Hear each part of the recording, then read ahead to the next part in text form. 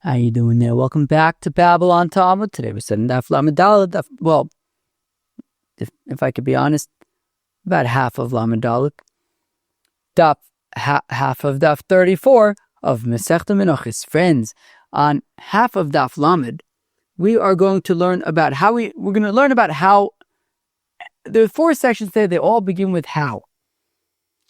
How we know the mezuzah is on the right side. How many doorposts are necessary for a mezuzah? How we know to write a mezuzah on klaf as opposed to like stone, for example.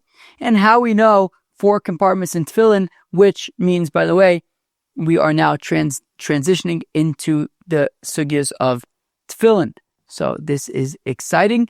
In terms of the hap thing, yeah, it's Friday. I'm just running out of time, and I also a little bit ran out of time to prepare. So, yeah, so we'll have a little bit bigger daf on Sunday, but this one should actually be pretty short, and I'm fairly confident. I'm scared ever to make any guarantees. I mean, you already know how long it is by just looking at it, but this one I feel pretty good about it being pretty quick. So we'll see. Although the beginning is a little slow because it's a continuation from yesterday. Yesterday, I wanted to get I wanted to get through. I wanted to finish all of the diagrams and stuff. The thing is that the final diagram kind of seeps into today. So we're going to have to do the final one. Friends, let's jump in. Okay, friends. So how do we know that the mezuzah is on the right side? Of course, we've been talking about that for the past few days or so. But how do we actually know this? Okay, so to answer that question, we are going to sort of segue into that by a similar scenario to what we had yesterday at the end of the daf. Without going into what we had yesterday at the end of the daf too much, we had an example of a corner door, right? Or I guess one type of a corner door. We're about to see like another kind of a corner door where basically, yeah, like the corner was like cut off and instead a door was put in there. I'm not going to go back into that. We had diagrams and everything for that yesterday. We're going to have a somewhat similar scenario now. We are on Daf Lamed Daled Amud Aleph, about 10 lines into the Amud. Rav Papa Ikla Levei Mar Shmuel. Rav Papa visited Mar Shmuel. I assume that is not Shmuel. Shmuel would have been much older. Rav Papa was a student of Rava. The Gemara Kedushin says that when Rav Yehuda died, Rava was born. Shmuel was Rav Yehuda's teacher. Mar Shmuel must be somebody else. Rav Papa, unless, what's this note by Rav Papa? Oh, Rav Mari. Ooh, who's Rav Mari? Oh, Rav Mari. Taka. Shmuel. I can't remember. Who was, I don't know. Mari Bar Rachel. Who's Mari Bar Rachel?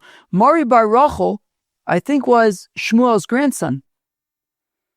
Ooh, I wonder. Now things are getting interesting.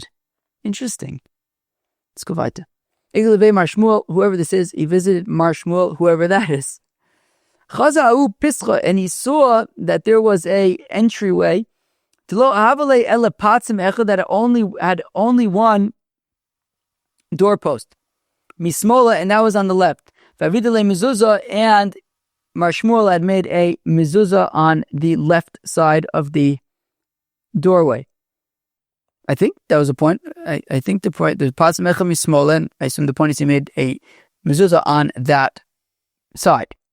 Yeah, I assume that is the point, that the mezuzah was on the left doorpost, because it seems like there only was a left doorpost. This whole thing's a little bit tricky. I mean, Rashi says one thing.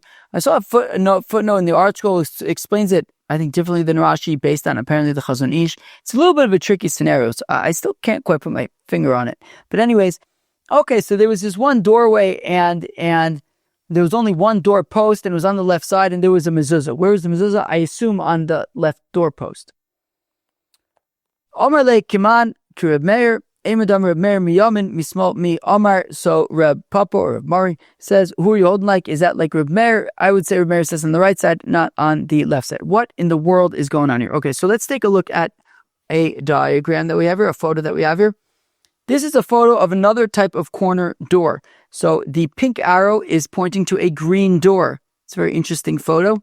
And anyways, what's interesting about this green door is that it's all the way up against the corner there. So again, we have to use our imaginations a little bit. Whoever took this photo probably did not have Daf Lamed Daled Masechta Menachos in mind, but it's close enough for our imaginations to kick in. So this door is almost up to the corner. There's just a slight bit of wall, right? If we call that the pink arrow side wall. So, right, and the pink arrow is pointing to the door. To the right of the door, it looks like there's like a sliver of pink arrow wall. The example that we have is there would be no wall there at all. So basically, the point is that the door is right up against. It goes right up at the end of the pink wall side, the pink arrow wall side. The door is right up against the end, and the other wall, right, the wall that is staring at us in the face, right, the wall that's at a 90 angle, at a 90-degree angle. I think I was considering putting an arrow there, probably. Or so you know what? I'm going to add in one second. Let me quickly add a blue arrow here. I'm not going to put it in place right now. I'll put that later, but at least great. We have a blue arrow. Okay. So the blue arrow wall, so that basically goes right again. So that basically goes right up to the corner. Okay. So what you have is basically you have this door. Now there's only a left door post because the other side of, because as we said, the pink arrow side, there's none of the pink arrow side on the right side of the door. What happens is the blue arrow side just goes all the way to the end. So in a sense, I think the point is that you don't really have a tzuras apesa, right? Meaning, if you, let's say, have in the middle of the wall, you have a door. So you have a tzuras apesach, you have on the right side of the wall of the door and the left side of the door, above the door, you have like cut out a tzuras apesach. The thing is, in this scenario, because it's all the way at the end, so the left side is coming from the pink arrow wall, but the right side isn't really part of that wall.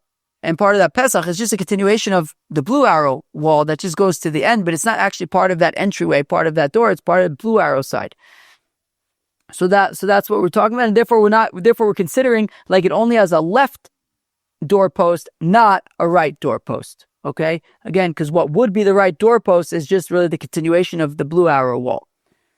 Okay, now what I don't really understand about that is that we had said yesterday on yesterday's corner wall, the corner door, that even though the two walls aren't facing each other, we could still consider it to be a tzuras pesach. So that's the thing that I don't quite get. So I mean, Rashi had said that Kilu, if you remember the doors from yesterday that were on those pivots, whatever that guy's name who had a door pivot thing.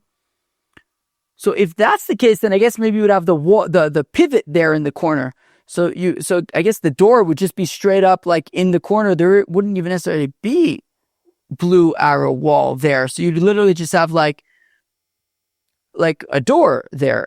So the door would close on the left doorpost, but there's no right doorpost. There's only like the door starts there at the corner.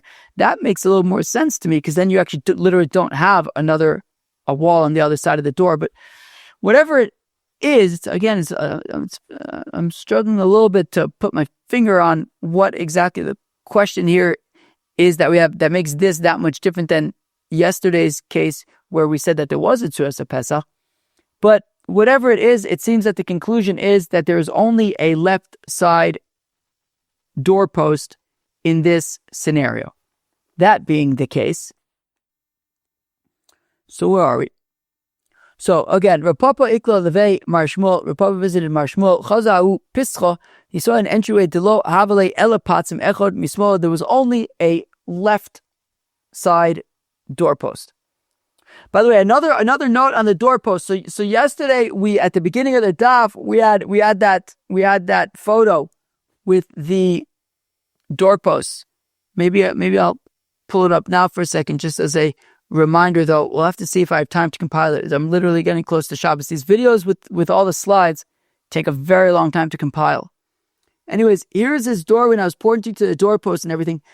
I think technically speaking, you just need like a vertical, right? It's like you just need a tzuras HaPesach. I don't necessarily know that you need like an there were things on yesterday's daf that kind of implied that you needed like to put up a tzuras HaPesach. Like for example, there was this scenario with Rav Nachman and the Reish Galusa. Like, I'm not going to put up a mezuzah until you put up a tzuras HaPesach. There was the thing with those reeds that he needs to first put up the reed doorway, and then he could put the mezuzah in there. But I think that may just be because if they wouldn't have specifically put in the doorway, they wouldn't have had an even, for tzuras HaPesach, you have to have a straight vertical doorpost and lintel above it. And it could be that in those scenarios, because it wasn't finished yet, so they weren't, right? Like as we saw an example yesterday, if you don't have the top lintel, if the top lintel is kind of not finished, or the doorposts are not finished, so then you don't put a mezuzah there. It would have to. So I think that the tzuras HaPesach could just be part of the wall. I don't think you have to like install a specific doorpost and lintel. However, you would have to have like a straight doorpost and lintel, but they could just literally just be a cutout in the wall, I think. Anyways, why am I saying this? I'm saying this because, in terms of this wall that we're looking at, right? So in terms of what this like left lintel is, left doorpost is, I don't think it necessarily needs to be an external doorpost. I think the wall could literally just end where the door ends. I don't know that we need a specific separate doorpost, but in this case, we're saying that there is only a left doorpost. There is no right doorpost. Okay, fine. That's kind of the hard part of today's daf. Rav Papa Ikla Levei Mar Shmuel Chaza Pischai saw this opening, this entranceway. Dilo Avale Ela Patzim Echad Mi Smola, that there was only a left door post. Vavida Le Mezuzah, and he nonetheless made a mezuzah. Omale. So Papa says, Kiman, who do you hold? Like, why are you making a mezuzah for just one doorpost? To Reb Meir, are you assuming like Reb Meir, who says that, as we're going to see in a few minutes, are you saying like Reb Meir, who says that you only need one doorpost in order for there to be the mitzvah of mezuzah? Amar de Amar Reb Meir miyamin. I will say that when Reb Meir says one doorpost is sufficient, I would say that is a doorpost on the right, that you'd be putting the mezuzah on the right. Mismol mi Amar. But in your scenario, there is a doorpost on the left. Would Reb Meir say that there would be the mitzvah of mezuzah in this case, where the doorpost is on the left? What is this scenario with Reb Meir? The sign that we learned in the Brayta Beisecha, and the pasuk says, "Uchsavtum hamezuzos beisecha bi oscha." You're coming min hayomin, and that is from the right. Ata omer min hayomin u'enu ela mi small. How do you know that your coming is the right? Maybe it is the left. Talmud omer beisecha. Well, that's why it says beisecha. My Talmuda, what does that mean? It says beisecha. Rabba says, Rabba, well, derech bi oscha. Rabba says it's the way that you come. How do you come? Min hayomin, from the right. That when a person picks up his foot to start walking, dimina akar picks up his right foot first. Put your right foot forward. And therefore, when a person comes, he comes with his right foot first. So therefore, beisecha is going to be on your right. And I believe that means that therefore the mitzvah of mezuzah is on your right. And therefore also, we suggest that when Reb Meir says one doorpost is sufficient, it would be the right doorpost. Of Shmuel bar Acha, Kamei de Rav Papa, Mishmei de Rav bar Ule, Omar Me'acha, from here, that the pasuk says in Melachim Beis, that the king Yehoash had requested from Yoyada HaKohen that they should collect money, and that they should have money and invest it in the temple upkeep, in repairs and maintenance of the temple. So what did Yoyada do? Vayikach Yoyada HaKohen Aron Echad, that Yoyada, the priest, took a pushke, he took a box, Vayikov Chor Bedalso, and he put a hole in the top of it so that people could put in money. Vayitin also, where did he put it?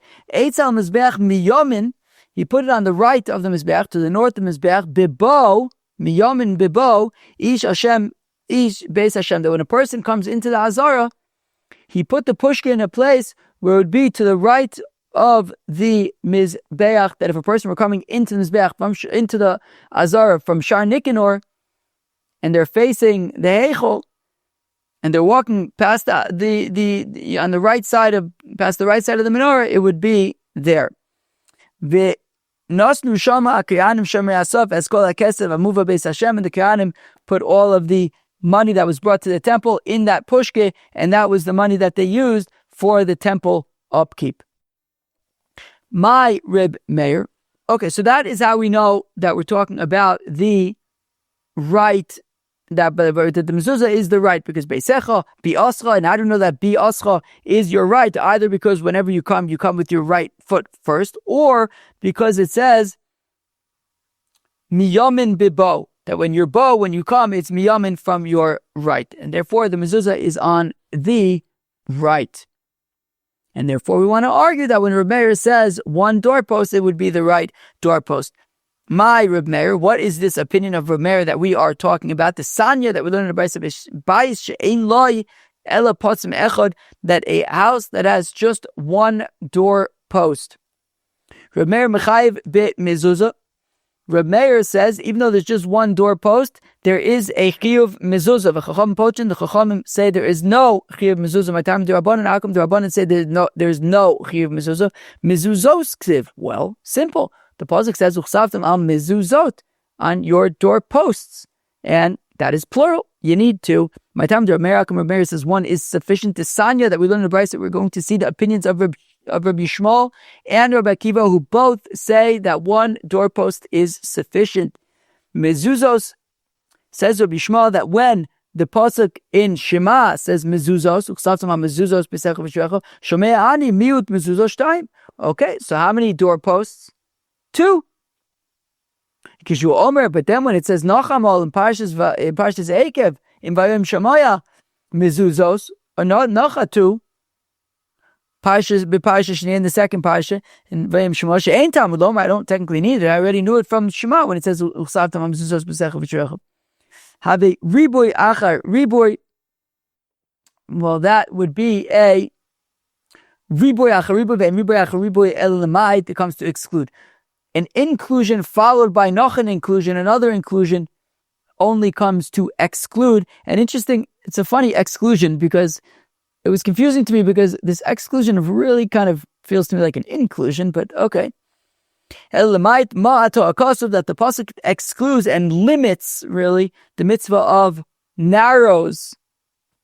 It's a little bit, it's funny, because it's really including, I think, in my opinion, but ma'ata akasov le mezuzah achas, that the pasuk narrows the mitzvah of mezuzah from a requirement of 2 doorposts to a requirement of just 1 doorpost, which is, again, it feels like it's more inclusive than exclusive, that it's kind of including also in the mitzvah, even just 1 doorpost. But sounds like, well, we're going from 2 to 1, therefore it's a limitation, and therefore 1 doorpost is sufficient for the mitzvah of mezuzah, unless I'm missing something. Div Rabbi Yishmael, that is Rabbi Yishmael's opinion. Rabbi Akiva Omer says, Rabbi Akiva, eino tzarich, you don't need to learn it from the riboy achar riboy. Rather, kshu omer, when the pasuk says ala mashkov al shtei mezuzos, the Rabbi Akiva says that when the pasuk says by korban pesach, that you will put the blood of the animal on the lintel and the 2 doorposts.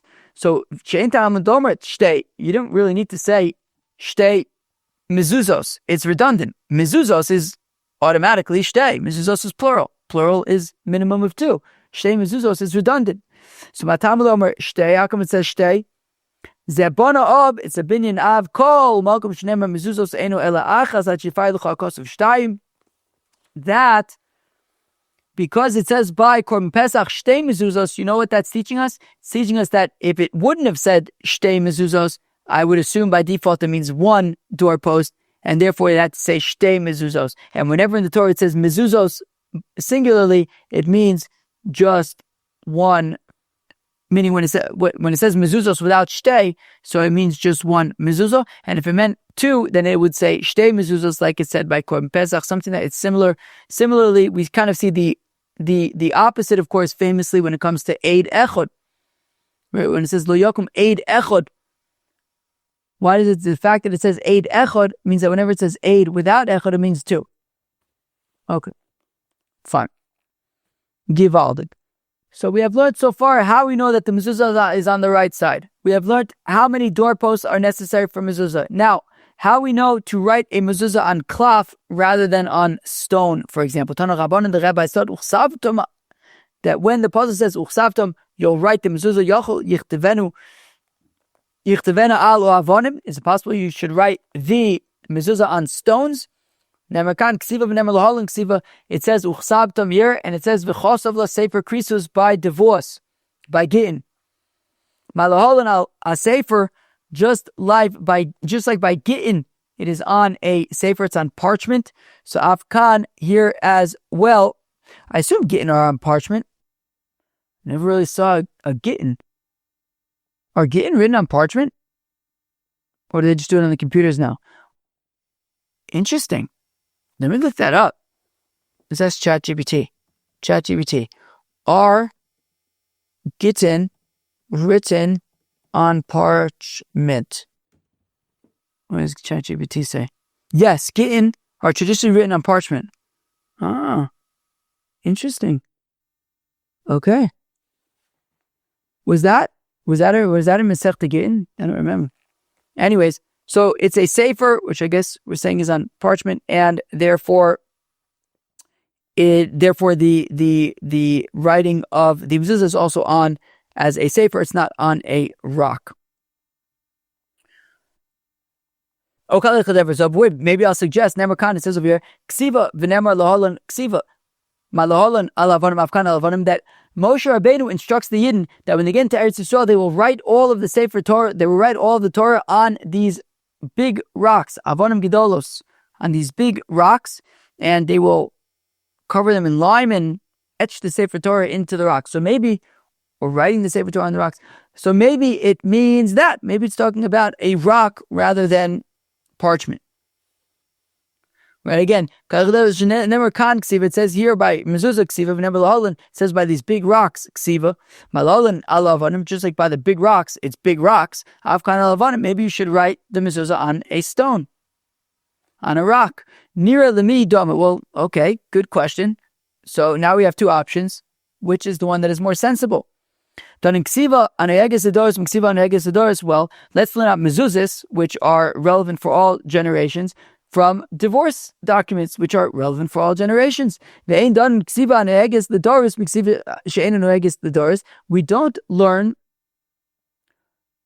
mezuzah, which is for all generations, from a one-off thing, which was to write all the Sefer Torah on these big rocks when the Yidden came into Eretz Yisrael, which was a one-time thing. And additionally, there's halacha by mezuzah that it should be written with dio, with proper ink, that it says in a pasuk that we saw the other day from the book of Jeremiah, when the Rabban Shalom asked Yirmiyahu to write down all of the prophecies that he had prophesied about the Yidden needing to do tshuva, and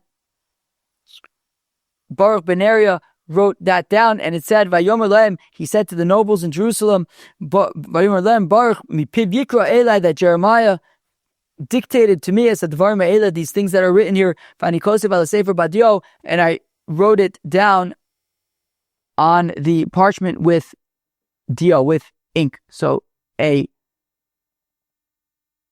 mezuzah also needs to be, right, it says vayichto v'kosev ala sefer b'dio, it needs to be written, the mezuzah needs to be written with ink. Amar lei Rav Achabrei derava li Rav Ashi Rachmana Amar al mezuzos v'at Amar nelev ksiva ksiva. So Rav Achabrei de Rava asks Rav Ashi, he says, one second. What does the pasuk say? The pasuk says al mezuzos, write it on the doorpost. You're telling me write it on parchment? That's not what the Torah says. The Torah says write it on the doorpost. Right, Rahman Amar, the Torah says al mezuzos, write it on the doorpost. Vat Amar nelev ksiva. Let's learn Gzeira Shava and say it's writing it on parchment. To which Rashi says, yeah, but it says Uchsavtam ksiva tama. It has to be a perfect writing, and you can't have perfect writing on rocks. You can have perfect writing on parchment. And then it says Uchsavtam al mezuzos. Write it first, Uchsavtam, write it perfectly, and then put it on the doorpost, al mezuzos. Well, then if it says uchsavtam, which is why we learn out that it has to be written on parchment rather than stones, then why do we need the gzeira shava of ksiva with gittin? Well, ilav gzeira shava avamina likosva avna v'likba asipa kamashmalan. Well, if not for the gzeira shava, I may have thought, you know what? It's also complete writing to etch it into stone. Maybe not to write it with ink into stone, but etching into stone. Maybe I'll take a stone, etch the Shemaim Bayim Shema into the stone, and then install the stone into my doorway. Maybe that's what it means. Therefore, we have the Gzeira Shava from Ksiva, from Krisus, to say, from the get to say that it is parchment. We now transition into tefillin. I have a parsha with tefillin. The Mishnah said that the 4 parshas in tefillin, you have to have all 4 of them. Even if you're missing just one letter, it's a problem. Pshita, this is obvious. We saw the same Gemara we saw by Mezuzah the other day. Marav says, well, what it's saying is that even if it's missing a kutzo shel yud, we saw a 3-way machlokes about what that is, but it's a part of the letter yud. Nami pshita, but that's also obvious. It's a deficient letter if it's missing the kutzo shel yud. The Amar Revuda Marav call the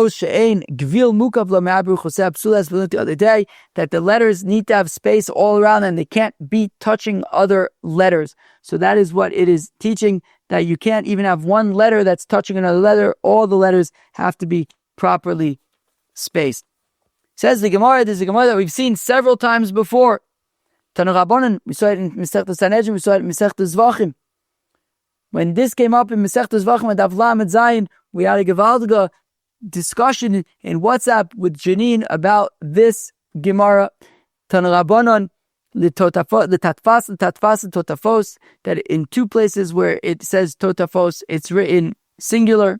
Technically, I think that's not necessarily the case, but tatfas is singular, totafos is plural. So therefore, singular and plural is 4. Arekan Dalet Divrei Rabbi Shmuel. That is how Rabbi Shmuel learns out that we're talking about 4 batim.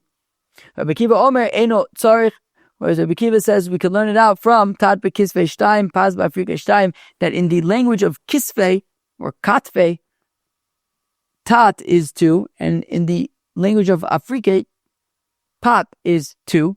So therefore, Tat and Fat, 2 and 2 is 4. That's how we know that there are 4 sections in the Tefillin Shel Rosh. All right, friends, we're going to hold it here, and we'll pick up from here tomorrow with Tefillin Sugyas. Very exciting. Friends, on Daf Lamed Daled, we learned about how do we know that the Mezuzah is on the right side. We had 2 explanations. One was from Rabbah, who said that people start walking with the right foot, right? So therefore, if we're talking about Beisecha is Bi'ascha, when people come, they start coming with their right foot. Rabbi Bar Ula says from Yehoyada that King Yehoash had requested from Yehoyada HaKohen to raise money for the temple upkeep, and he had made a pushka that he had put to the right of the Mizbeach as people come, so right, come, so therefore, Beisecha, Bi'ascha, right. How many doorposts are necessary for Mezuzah? The rabbi said 2.